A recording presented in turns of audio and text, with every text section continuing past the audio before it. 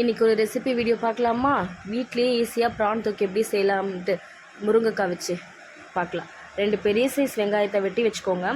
கடாயில் எண்ணெய் ஊற்றிட்டு எண்ணெய் காஞ்சதுக்கப்புறம் கடுகு போட்டு வெட்டி வச்ச இந்த வெங்காயத்தை போட்டு நல்லா வதக்கிக்கோங்க. கருவேப்பிலை கொஞ்சம் ஆட் பண்ணிக்கோங்க. அதுக்கப்புறம் 3 பெரிய சைஸ் தக்காளியை பொடிசாக நறுக்கி வச்சு அதையும் ஆட் பண்ணி நல்லா வதக்கிக்கோங்க. அதுக்கப்புறம் முருங்கைக்காய் நம்ம சின்ன சின்னதாக நார்மல் சைஸில் வெட்டி அதையும் கூட போட்டு நல்லா வதக்கிக்கிட்டு ஒரு 2 மினிட்ஸ் நல்லா ஸ்லோ ஃப்ளேமில் வச்சு வேக விடுங்க.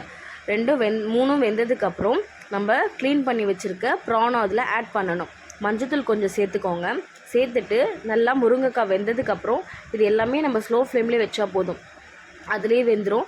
அதுக்கப்புறம் நம்ம க்ளீன் பண்ணி வச்சுருக்க ப்ரான் அதில் ஆட் பண்ணுங்கள். நான் 1/2 kg ப்ரான் எடுத்திருக்கேன். சரிங்களா? நீங்கள் எவ்வளோ தேவைப்படுதோ நீங்கள் அந்தளவுக்கு மெஷர்மெண்ட் யூஸ் பண்ணி செஞ்சுக்கோங்க. அதுக்கப்புறம் நம்ம வீட்லேயே யூஸ் பண்ணுற குழம்பு மிளகாத்தூள் 1.5 ஸ்பூன் போடுங்க. உங்களுக்கு காரம் அதிகமாக வேணும்னா இன்னும் கொஞ்சம் சேர்த்துக்கோங்க. தேவையான அளவுக்கு உப்பு சேர்த்துக்கோங்க. சேர்த்துட்டு நல்லா மிக்ஸ் பண்ணிக்கோங்க. தண்ணி சேர்க்க தேவையில்லை, ஏன்னா இறாலே தண்ணி விடும். மூடி வச்சு சிம்மில் ஒரு 5 மினிட்ஸ் வச்சாலே போதும். தண்ணி சுண்டி இறா உங்களுக்கு வெந்து எண்ணெய் பிரிஞ்சு வந்துடும். இறக்கும் போது கொத்தமல்லி போட்டு இறக்குங்க. சூடான சாதத்தோட இட்லியோட சாப்பிடும் போது சூப்பராக இருக்கும். உங்களுக்கு பிடிச்சிருந்தா லைக்